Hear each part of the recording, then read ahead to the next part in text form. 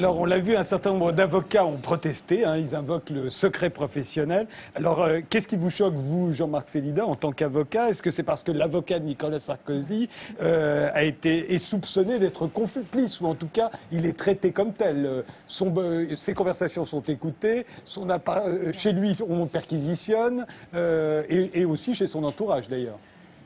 Le fait qu'un avocat, et pas seulement l'avocat d'un ancien président de la République, soit placé sur écoute par une espèce de filet dérivant, c'est-à-dire qu'on branche un avocat, et puis on va écouter toutes ces conversations, et puis peut-être qu'à la faveur d'une conversation, il va apparaître quelque chose qui va justifier l'ouverture d'une information judiciaire. C'est la négation même du principe du secret professionnel des avocats, c'est la négation même du principe du fonctionnement de notre métier. Si je ne suis pas en mesure de pouvoir garder secrète, et même, on dirait, d'oublier ce qu'on vient de me dire, ou de faire comme si on oubliait, comme si je pouvais oublier ce qu'on vient de me dire, et que tout soit à jour, alors c'est simple.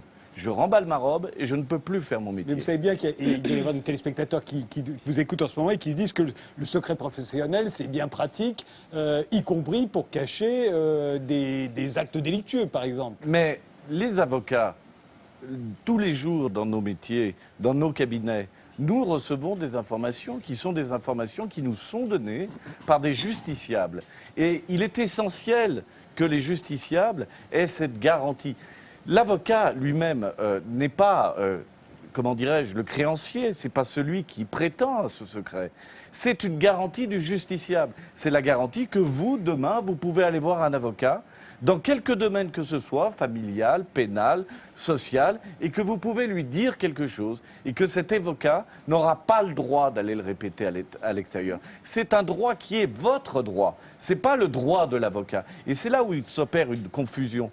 C'est qu'on a le sentiment qu'il s'agit d'une protection corporatiste, d'un métier qui voudrait garder des secrets pour pouvoir, pourquoi pas, en faire commerce. Il ne s'agit pas de ça, il s'agit d'une charge, d'une responsabilité qui est la nôtre, de faire en sorte que ce qu'on nous dit puisse rester confidentiel. Parce que si nous perçons ça, cela veut dire que demain, eh bien, je ne peux pas dire aux gens qui viennent me voir dans mon bureau, non, taisez-vous parce que je vais être obligé d'aller le répéter. Je ne suis pas là pour être la pipelette des confidences qui sont faites dans mon bureau. Je suis là, au contraire, c'est la matière sur laquelle je travaille. C'est ce sur quoi constitue le corps même de mon métier, de ma profession, de ma vocation, c'est de pouvoir garder cette relation que vous, prêtres, connaissez bien, mais qui est cette relation, ce qui est une relation unique et privilégiée et qui doit être préservée dans sa qualité et dans sa rareté et dans sa préciosité, pas dans l'intérêt des avocats, dans l'intérêt de ceux qui nous regardent, dans vos intérêts. Alors, Corinne Lepage, d'abord, et Gaël Giraud. Bon, sur le fond du principe, je suis avocate, je peux être que d'accord avec vous. C'est-à-dire que le secret professionnel est absolument fondamental dans une démocratie. Sauf que... Le secret de la défense. Oui, le secret professionnel de la défense, parce qu'effectivement, ça participe des droits de la défense qui sont une garantie constitutionnelle. Sauf que c'est pas tout à fait ça qui s'est passé là. Premièrement, si j'ai bien compris, non. Premièrement, d'abord, M. Debré dit le président de la République a donné son aval. Évidemment, non. C'est pas des écoutes administratives, c'est des écoutes judiciaires ordonnées par un juge d'instruction qui, légalement, a tout à fait le droit de le faire. Point 1. Ensuite, pas n'importe quelle condition. Nous sommes d'accord. Mais qui a le droit de le faire, mais moi je n'ai pas les éléments, je ne suis pas sûre que vous les ayez, pour juger ce soir du point de savoir si c'était légal ou pas. A priori, ça l'est, ça sera éventuellement contrôlé ultérieurement. Par qui ? Dans le cadre de la procédure. Mais personne n'est mis en examen. Oui, aucun recours n'est possible. Attendez, on est au début d'une procédure, excusez-moi, on n'est pas à la fin d'une procédure. En attendant, les écoutes ont été faites. Les écoutes, mais elles ont été faites, mais le problème n'est pas là. Le problème n'est pas là. Non, mais vous permettez, je vous ai laissé vous exprimer, soyez gentil. On accepte les écoutes, et puis un jour, quelqu'un sera mis en examen et pourra faire annuler tout ça. Non, mais c'est pas ça du tout. Le président de la République, enfin l'ancien président de la République, ça finit dans les journaux, était sous écoute depuis le mois de septembre. Tout ça est sorti au mois de février. À un moment où, dans les écoutes qui étaient faites pour une affaire, il est apparu qu'il pouvait y avoir de la part de son avocat avocats éventuellement un problème. Ça veut donc Et c'est bien ça, dire qu'il y avait une écoute d'avocats. Ben, il y avait une Et vous écoute trouvez ça parfaitement normal? Il y avait l'écoute de Nicolas Sarkozy depuis le mois de septembre pour l'affaire libyenne. Si j'ai bien compris, dans le Mais cadre quelle de affaire ces... libyenne? Ah ben, il y a une procédure qui est ouverte, c'est tout. D'accord. Bon. Jusqu'au mois de février, personne n'en a entendu parler, c'est-à-dire jusqu'au moment où des écoutes ont été versées dans un dossier qui lui-même a été donné lieu à une information Et publié dans du le garde Monde. des... Bon, ça c'est un autre problème, c'est la violation du secret de l'instruction. Ne mélangeons pas tout, je suis d'accord avec vous, le secret de l'instruction est devenu une passoire et la grande difficulté elle est là, c'est que tout est public. Mais je pense qu'il est essentiel pour la profession d'avocat de montrer que nous sommes dans une astreints à des obligations déontologiques extrêmement sévères et qu'à partir Mais du non. moment, oui, extrêmement sévères, je le dis très clairement, peut-être pas pour tout le monde, mais pour l'essentiel de notre profession, oui. Ce qui veut dire que lorsque un avocat est soupçonné d'avoir commis une infraction, eh bien il n'est Mais ce plus... n'était pas le cas de l'espèce, et vous le savez très Non, bien. je n'en Ce sais qui rien. est- Je ce n'en qui sais est- rien. ce Nous qui ne est- sommes pas ce qui au-dessus est des odieux lois. dans ce qui s'est Personne n'est passé- au-dessus des lois dans ce pays, pas plus les avocats que les magistrats. Ce qui- Pas plus les Alors, avocats dernier que les mot, magistrats. Jean-Marc Félida, et ensuite j'ouvrirai Non, je ne peux pas laisser dire que je prétends à une immunité fonctionnelle, que parce Bah que si. je serai avocat, j'aurai pas le droit d'être écouté. Évidemment que Mais nous sommes si d'accord. je suis délinquant, j'ai le sommes même d'accord. droit et les mêmes obligations Nous que sommes n'importe d'accord. quel des autres, et même une responsabilité, si j'ose dire, complémentaire qui est celle de la déontologie que vous évoquiez. Mais, en l'espèce, qu'est-ce qui se passe? Vous avez quelqu'un qui place sur écoute un avocat pendant des mois et des mois, qui mobilise des moyens d'enquête considérables, des hommes, des moyens matériels pour pouvoir écouter sans savoir ce qu'on va entendre. Vous voulez Qui dire est qu'il n'y a écouté pas de faisceau de présomption particulier, Et il n'y a puis- pas de suspect. Non. On ne le Et puis, suspecte une de rien. fois- Et puis, Bah, une si on fois- le suspectait de une rien, il fois n'y aurait que- pas eu d'écoute judiciaire, attendez. Et Voyons, une fois que soyons c'est le raisonnables. problème de cette procédure où il y a eu des écoutes, des retranscriptions d'écoutes, et où La personne loi le aujourd'hui, permet. et La vous ne loi le pouvez pas permet. dire, vous juristes, qu'on verra bien ce qu'il adviendra, puisque personne aujourd'hui n'est en mesure, Ben, il faut- est en droit de pouvoir contester cette procédure. Madame Taubira a dit quelque chose qui était juridiquement impropre. Elle a dit il appartiendra de pouvoir vérifier dans le cadre de recours si ces écoutes ont été ou non légales. Non, on peut pas tout Mais de suite, il n'y vous a avez raison. personne qui puisse le faire puisque personne n'est mis en cause. Donc ce qu'on sait aujourd'hui, c'est quoi? C'est qu'il y a eu des écoutes retranscrites, que des officiers de police et des magistrats ont écouté ces conversations et les ont retranscrites. Et puis on dit après, comme c'est pratique, on verra dans quelques mois, lorsqu'elles auront sans doute fait l'objet d'une compilation dans le monde, eh bien il y Non, aura, mais il y a une violation du secret de les l'instruction moyens et la de publication, faire c'est annuler un tout vrai cela. problème. Vous avez La raison. souillure de la réputation aura eu lieu. Vous avez Gaël raison Giraud, là-dessus, Moi, je je suis ne vois d'accord. pas du tout en quoi le secret professionnel des avocats, qui est quelque chose d'absolument fondamental, tout comme celui de le secret de la confession pour les prêtres, place les avocats au-dessus de la loi. S'il a été écouté par une décision d'un juge dans le cadre d'une instruction, je ne vois pas où est la difficulté, qu'il soit avocat ou quoi que ce Alors soit j'ai d'autre. du mal me faire Oui. comprendre. Il y a un faisceau. J'ai du mal me je faire suppose comprendre. Vous forcément qu'il est- toléreriez, vous, que vous soyez passé sur écoute pendant 11 mois, et puis qu'au bout de 11 mois, Mais- tout ce qui a Mais- pu être dit paraisse Mais qui a été sur 11 mois dans les sur les journaux, et puis Oui. Je qu'on pense se que dise c'est pas c'est une pas grave. question de droit ou de principe. Là, je pense que vous êtes d'accord sur le fait qu'effectivement, l'avocat n'est pas au-dessus Bien des sûr. lois. Et s'il est délinquant, il Eh ben, est bien légitime sûr. qu'il soit écouté. La question, c'est la question de la proportion. Est-ce que le faisceau d'indices était suffisamment important pour justifier Une mesure une exceptionnelle. mesure exceptionnelle? Cela, on n'a pas les éléments pour, Ben non, pour on sait décider. pas.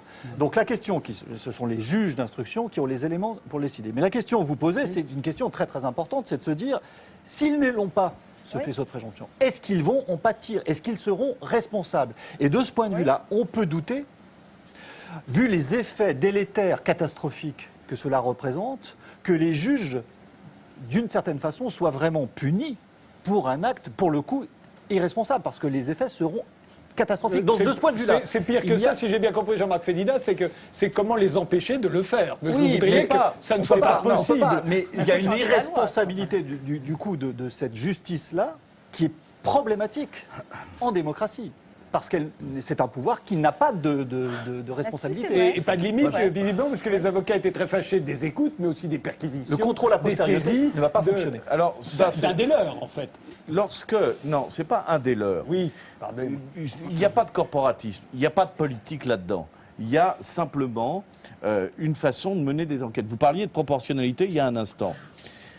7 perquisitions ont eu lieu en même temps. À Nice, à Paris, Chez l'avocat de Nicolas Sarkozy.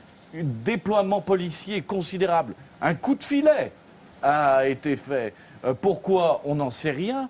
La seule chose que l'on sait, c'est que tout ça était d'une agressivité absolument incroyable, d'une violence, vous en parliez tout à l'heure, madame, d'une violence judiciaire absolument, mademoiselle, d'une violence judiciaire qui est une violence judiciaire tout à fait incomparable. Pourquoi? Eh bien, on n'en sait rien. Oui, mais Je ne c'est pas parce défends que vous pas ne une savez pas que c'est profession. injustifié. Je dis simplement que ce sont vos droits qui sont en cause. Ce ne sont pas les prérogatives des avocats. Et ceux qui font croire que les avocats se serrent les coudes sans aucun intérêt se trompent de sujet. Il ne s'agit pas d'autre chose que de vous protéger tous lorsque vous venez dans un cabinet d'avocats pour que ce que vous nous disiez, nous n'ayons pas à aller le répéter aux gendarmes ou aux magistrats. Mais Gaël le Giraud. point dans cette affaire, c'est qu'aucun avocat n'a répété quoi que ce soit auprès d'un personne, magistrat. non. Il a été Rien écouté. du tout. Lui-même n'a absolument pas enfreint son code de déontologie. Vous voyez, vous passez du fait qu'il a été écouté par un juge qui a décidé, dans le cadre d'une instruction, de le mettre sur écoute, au fait que lui devrait violer le Vous secret sautez une professionnel. étape de raisonnement. Vous sautez l'étape de raisonnement consistant, bien sûr, de la proportion. D'abord, le fait de déployer ses moyens sans indice. Et deuxièmement, On n'en sait sans rien avis, s'il n'y a le pas moyen. d'indice, vous en savez Et rien, vous ne connaissez pas le dossier. et deuxièmement, ben oui, personne ne le connaît. Mais pour ben, cause. pas vous, pas plus Et que personne ne connaît pour cause, c'est parce que personne n'a été mis en cause. Vous non plus. Et deuxièmement, l'étape de raisonnement dont vous faites l'impasse, Oui. c'est que il y a des gens qui ont pris connaissance de cela. Et ça vous trouble pas? Ça vous Si, choque mais pas qu'il y ait des gens chaque fois qui qu'on aient viole pris le secret de connaissance de l'instruction, ça? moi, ça me choque. Mais c'est une autre question. Oui, mais Bien c'est un sûr. autre sujet. Non, il y a plusieurs dizaines de fonctionnaires qui ont eu accès à ces écoutes, qui les ont retranscrites, qui les ont Non, triées. Et ça pas vous toutes. choque pas? C'est pas retranscrit, c'est Bon. pas vrai, c'est Ah, pas vrai. Non. Juste, est-ce André qu'on peut- Berkoff. Est-ce qu'on peut un tout petit peu sortir de ces brillants plaidoyers pour peut-être un peu donner l'autre traduction, et vous le capable. savez très bien, c'est que c'est politique. C'est que cette histoire, c'est pas par hasard que c'est un président de la République, ce n'est pas par hasard que c'est Thierry Herzog, et je veux prendre cet exemple. C'est l'avocat de Nicolas Sarkozy. Bien sûr. Je dis que ce n'est pas par hasard que ce sont deux. Et je vous dis pourquoi c'est pas par hasard. C'est là où il faut aller vraiment au tuf. C'est qu'au fond, Sarkozy et Herzog, je parle politique là, ils savaient très bien qu'ils étaient écoutés. Pourquoi ils savaient très bien qu'ils étaient écoutés? Ce qui n'enlève rien à ce qu'a dit Félida. C'est que pourquoi il a pris Paul Bismuth? Pourquoi il a Comme pris pseudonyme. 3 téléphones comme pseudonyme? Oui, Pourquoi donc, il pour changeait que de les gens, téléphone? pour bien expliquer, ils sont allés acheter des téléphones pour pouvoir se parler. Voilà. Et C'est le donc- pseudonyme de Nicolas Sarkozy serait Exactement. Paul Bismuth, qui d'ailleurs n'a pas voulu porter plainte, etc. Mais ce qui est intéressant dans cette histoire, et c'est le fond de l'affaire, après on peut parler de tout, c'est qu'il savait très bien, et Sarkozy, qui n'est pas le perdreau de l'année, savait très bien que la perspective, que ce soit Hollande, etc., c'est bring me the head of Nicolas Sarkozy. Et c'était, on va le Apportez-moi la tuer tête de- d'une manière ou d'une autre, comme on voulait tuer des adversaires à droite, des adversaires de gauche ou autres opposants. À partir de ce moment-là, nous entrons dans quoi? Nous entrons dans le régime de la transparence absolue. C'est amusant qu'on s'indigne de violation du secret de l'instruction, mais le secret de l'instruction n'existe plus depuis très longtemps. Enfin, à qui on raconte ces plaisanteries? Qu'est-ce qui se passe aujourd'hui? Il se passe que 2 personnes savaient qu'elles étaient écoutées. Et vous avez de l'autre côté, c'est magnifique, Valls, Taubira. Valls apprend l'histoire des écoutes dans le monde. Magnifique quand même. Il est le ministre de l'Intérieur, il a 50 policiers qui se sont mis à un truc, on ne lui a rien dit. Taubira, elle brandit, ah mais moi je ne savais rien. Qu'est-ce qui se passe? C'est ce déni. C'est-à-dire, on sait tout, mais on va faire semblant qu'on ne sait rien. Donc, d'un côté, les autres savaient très bien qu'ils étaient écoutés, et les autres savaient très bien qu'ils les écoutaient, et que tout ça était politique, puisqu'il s'agit de tuer la personne. C'est tout. C'est ça le problème. À part ça, on va faire toutes les arguties juridiques que vous voulez, on défend qui vous voulez, comme vous voulez. Bon, enfin, ces règlements de compte à Quai Coral, ça existe depuis 20 ans. Mitterrand faisait les écoutes dans sa cellule spéciale de l'Élysée. Chirac, ne parlons pas du cabinet noir, etc., etc., etc. Sauf que, juste un mot, Qu'est-ce qui a changé?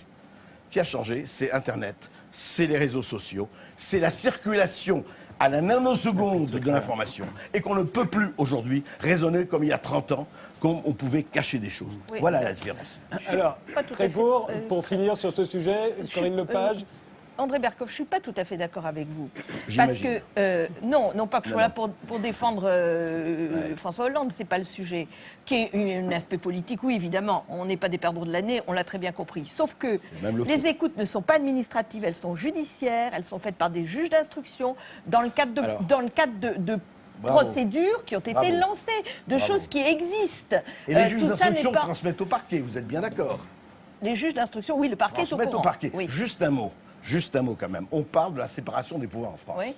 Laissez-moi rigoler, et vous le savez très Oui, bien. mais les juges gentiment. d'instruction peuvent mettre un peu de temps pour Pardon. transmettre au parquet. Oui, hein. oui, enfin, ils mettent un peu de temps, ils peuvent mettre pas de temps du tout. Ça dépendra de sa posture idéologique et de son militantisme. Non, Vous et savez, de la à droite confiance comme qu'il à a dans gauche. le parquet. D'accord. En attendant, le parquet dépend de qui? Du garde des Sceaux, Oui, du ministère de la j'entends bien. Justice. Oui, oui. Donc, comment vous pouvez me parler d'un troisième pouvoir en France? Non, mais Excusez-moi, comment, Je quand suis- une partie, attendez, de la magistrature est entièrement dépendante pour sa carrière du ministère de la je suis Justice? d'accord, moi je suis pour un pouvoir judiciaire. Alors là-dessus, on sera d'accord. Alors, si Pierre-Henri Tavoyot. Je rajouterai juste une idée dans ce contexte, parce que c'est vrai que on dit, bon, les politiques doivent être des justiciables comme les autres. Mais je suis désolé, c'est pas le cas. C'est-à-dire qu'un homme politique est hyper exposé. Donc, de ce point de vue-là, il a une fragilité que n'ont pas C'est vrai, d'autres personnalités citoyens lambda. Je crois que considérer que l'homme politique doit être un justiciable comme un autre, c'est nier cette fragilité. Et donc, moi je plaide pour le fait qu'il faut sauver l'homme politique et plutôt le protéger. Ça paraît scandaleux, parce qu'aujourd'hui, aussi bien médias que juges disent il faut on fasse les faire. On va se les faire, ces hommes politiques. Alors même que, par ailleurs, les citoyens disent ah, mais ils sont impuissants, ils ne peuvent rien faire. Je veux dire, aujourd'hui, on est dans une double contrainte. Ils sont impuissants et on les engueule parce qu'ils sont impuissants, et tous les éléments de décision, on leur en prive.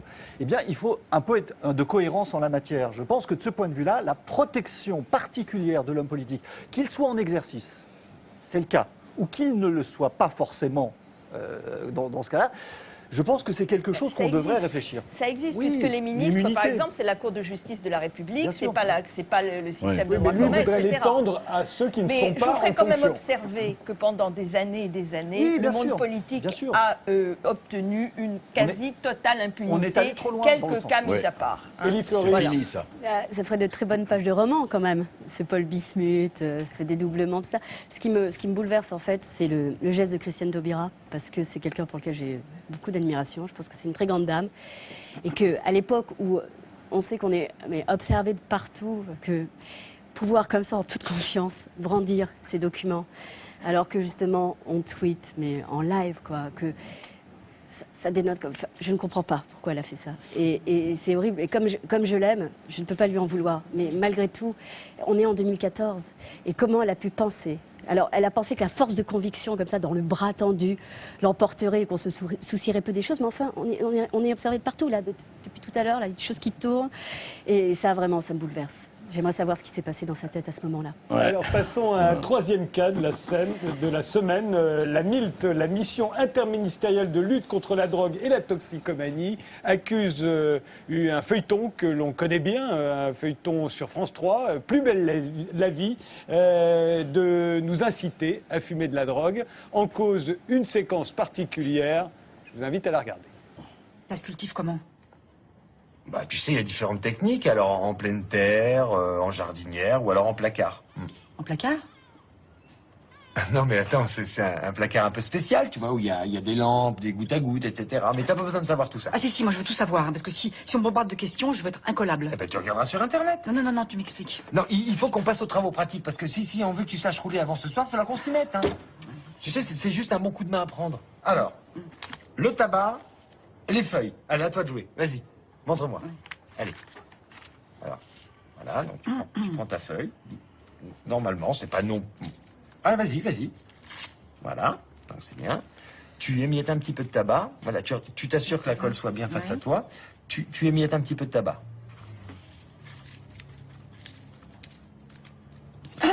Alors maintenant, tu commences à rouler. Oui. Délicatement, mais tu sais, ta feuille est solide. Voilà, ta feuille est solide. Oui, mais arrête là-dessus, moi. Voilà. Alors là, on va glisser le petit filtre. Ah oui, c'est vrai. Bah oui, elle est mignonne. Ouais. Regarde, voilà. Alors, vas-y, tourne, roule. Allez, essaye de serrer. Oh. Non, Myrtha, non. Alors, on recommence. Voilà.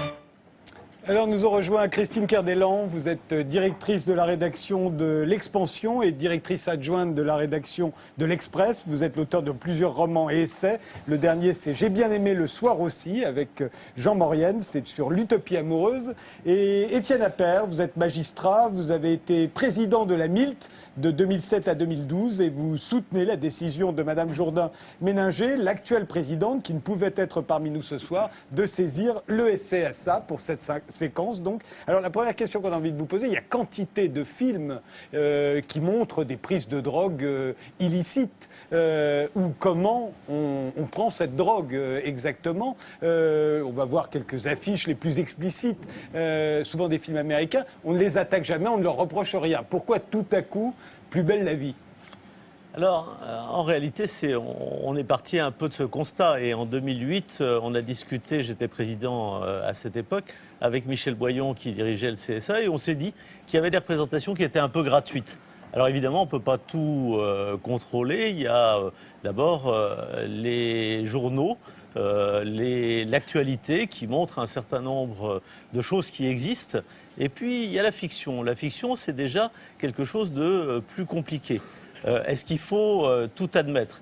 Alors les gens, je crois, qui produisent Plus belle la vie disent mais oui, mais on montre la réalité de ce qui se passe. Alors vous aurez constaté quand même que le petit-fils qui montre à sa grand-mère comment on roule un joint, c'est quand même une réalité. Là c'est le gendre qui montre à sa belle-mère. Ou le gendre à sa belle-mère, c'est une réalité qui est un peu pas répandue. Et on peut imaginer une salle, j'espère pas enfumée, où des scénaristes essayent de trouver la bonne idée pour accrocher. Mais je ne suis pas sûr que ça soit utile de montrer ce genre de situation qui n'existe peut-être pas véritablement, que ça soit nécessaire. Et on l'avait rappelé en 2008 dans cette délibération avec le CSA. Du CSA qu'il fallait pouvoir montrer des choses quand c'était nécessaire. Oui, mais quand c'est nécessaire, on comprend bien. C'est soit parce qu'on raconte, on dénonce un trafic de drogue, donc on va montrer là les effets nocifs que peuvent avoir la drogue, ou alors parce qu'on va faire le biopic de Jimi Hendrix et qu'on est bien obligé de montrer qu'il prenait de la drogue puisqu'il en est mort.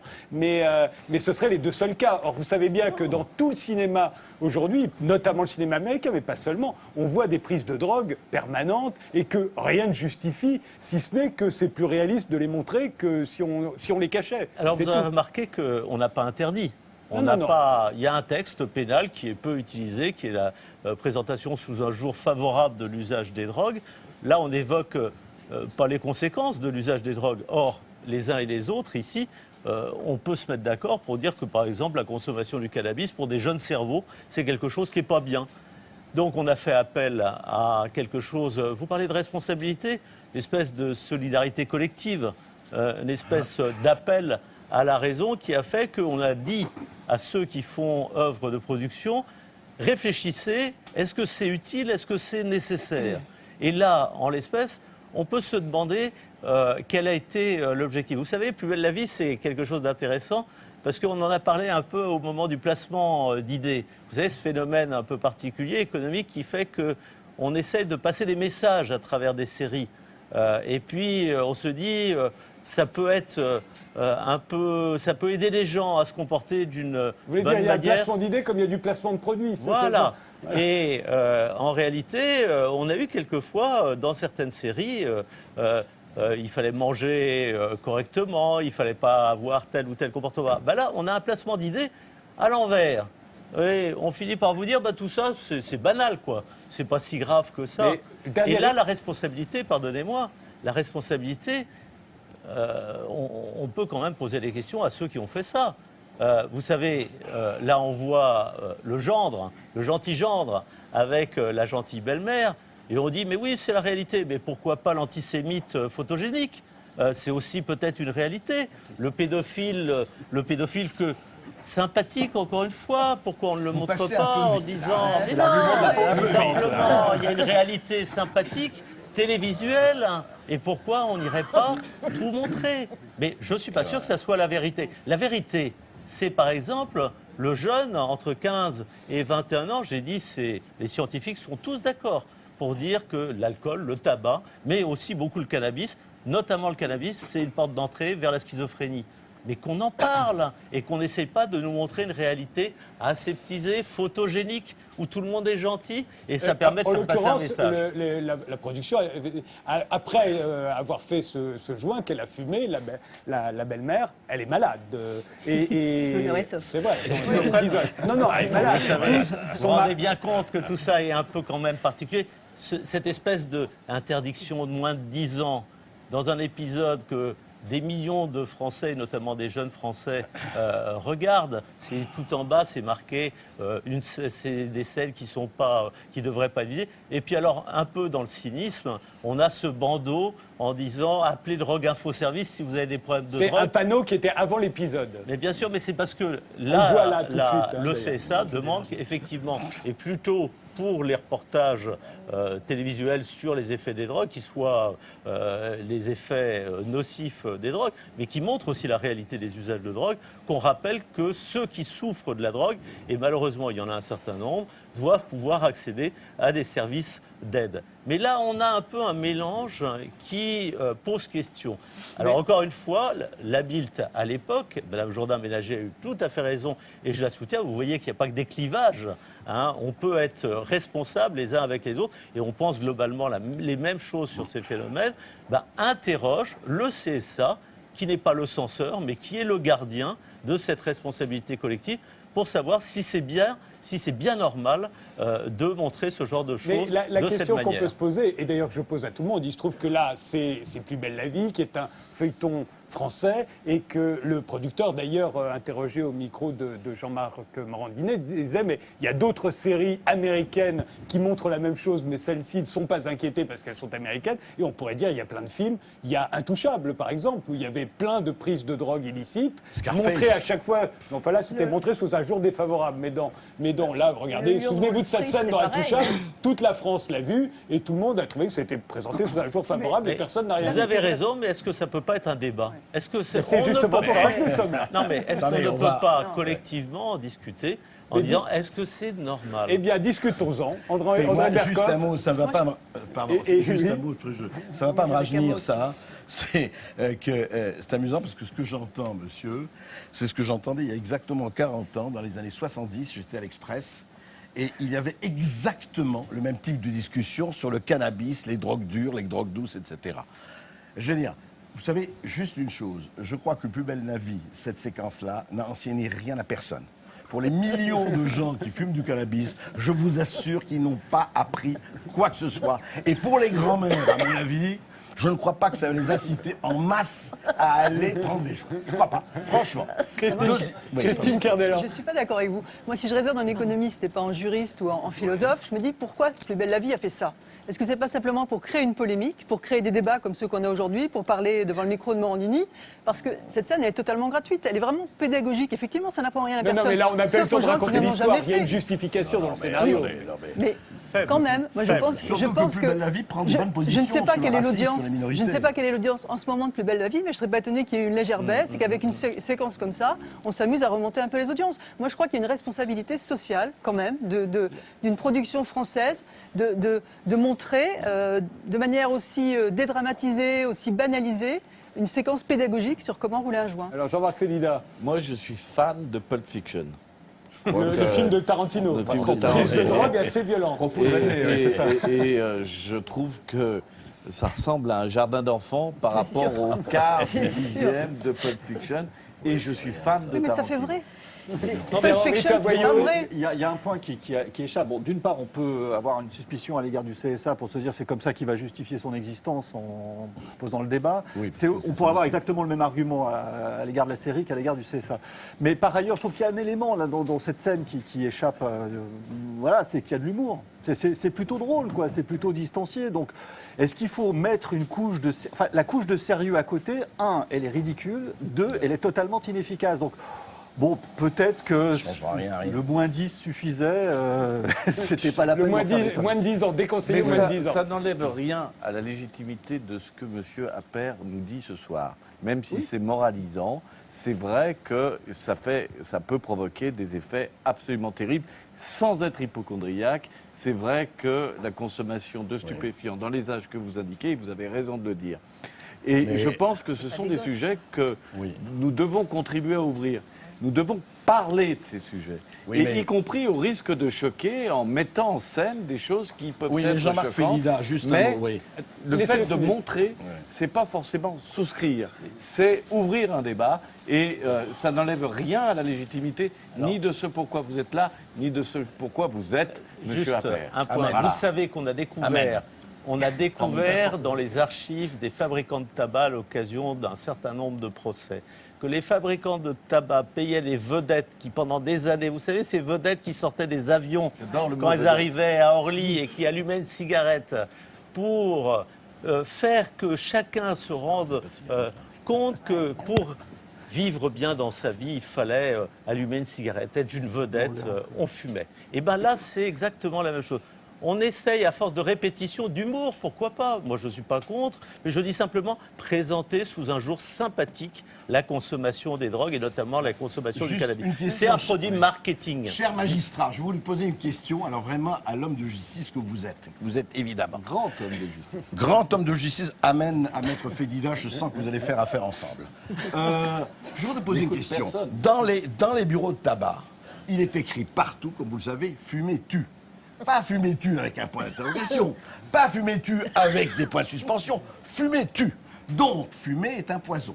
Je ne comprends pas, monsieur le juge, que vous ne soyez pas déjà dans tous les bureaux de tabac en train de dire on empoisonne la population de façon absolument légale, fumer tue, et là on ne dit rien. Vous comprenez l'hypocrisie de ça? D'un côté, là, on dit, ah là, le CSA doit être...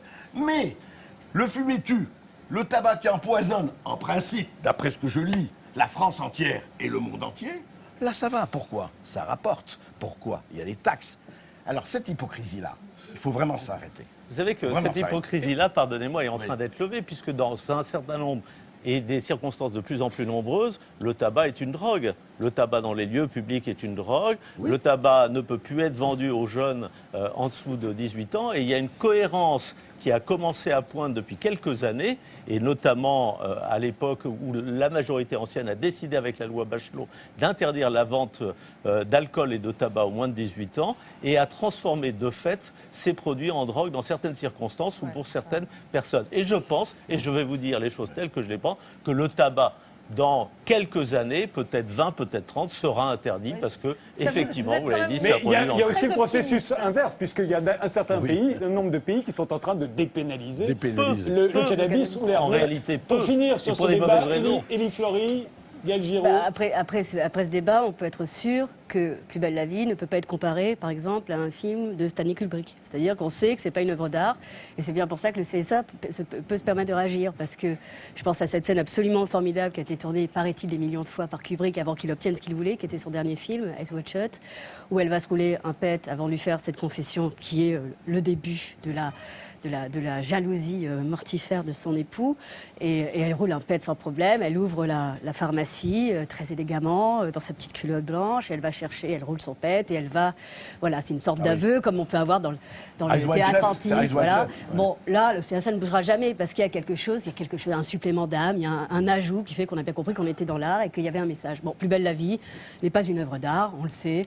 On peut donc aller taper dans cette société qui n'est pas hypocrite, qui est pire, qui est à mon avis schizophrénique, on peut les taper là comme ça en disant ça va inciter à, de la même façon qu'on va nous rebattre les oreilles sur ce qui est une famille normale, et le lendemain quand on prend le métro, on attend devant les affiches qui nous encouragent, avec l'aide de je ne sais pas quel serveur internet, à trouver des relations extra-conjugales. Mais toute la soirée, la veille, on nous aura expliqué ce que c'est une famille, etc. Voilà, c'est pas hypocrite, c'est schizophrénique. Nous vivons dans une société schizophrénique, ça a du charme, surtout quand on essaie d'écrire des Donc il livres. a fumé entre 15 et 20 ans. Gaël Giraud. Moi, je poserais juste une question qui est, au fond, est-ce qu'on n'a pas tous ensemble, collectivement, une certaine responsabilité quand même dans l'éducation de nos enfants? Je ne veux pas porter un discours très, très moralisant, mais c'est une question que je pose. Du coup, est-ce que cette scène-là éduque? Ouais, c'est la question. C'est sa fonction d'éduquer. Mais est-ce que c'est Comme sa il le fonction passe. C'est la d'éduquer fonction d'éduquer. Bon, je pense que c'est quand même pas dramatique, très franchement. Je suis assez sensible à votre argument. Je pense qu'il est peut-être pas tout celui à de fait... Chri- de Christine Cardella. Oui, de Christine Cardella, parce que je pense qu'il est probablement pas tout à fait infondé. Il y avait en plus les indications. Si ça aurait été tout à fait autre chose, si c'est des gosses, par exemple, ou des très jeunes qui étaient encouragés à rouler leur pétard, là, effectivement, j'aurais trouvé ça, franchement, tout à fait anormal. Alors, je sais bien qu'on est sur la télé du service public, mais enfin, quand même...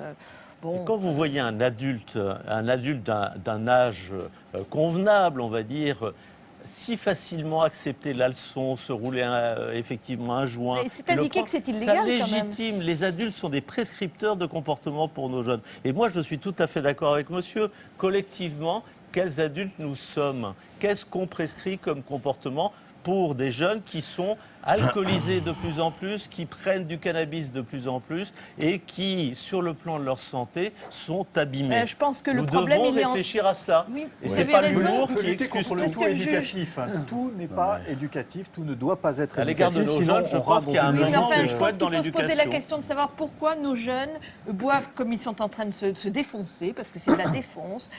Pourquoi effectivement ils fument. Donc je pense que c'est aussi notre responsabilité, puisque c'est Oui, le sujet de ce nous sommes soir. d'accord. C'est-à-dire de la génération que nous avons été, nous, pour mettre nos gosses dans cet état-là. Donc le problème du joint ou du tabac ou de ce que vous voudrez, c'est un effet, c'est pas une cause. La cause, c'est le mal-être dans lequel est cette jeune génération. Et ça, c'est notre responsabilité Et à nous. notre génération a peut-être été un peu complaisante, il faut le dire.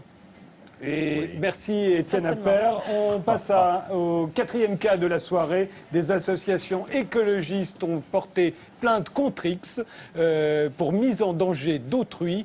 En cause, cette fois, la pollution de l'air. Regardez.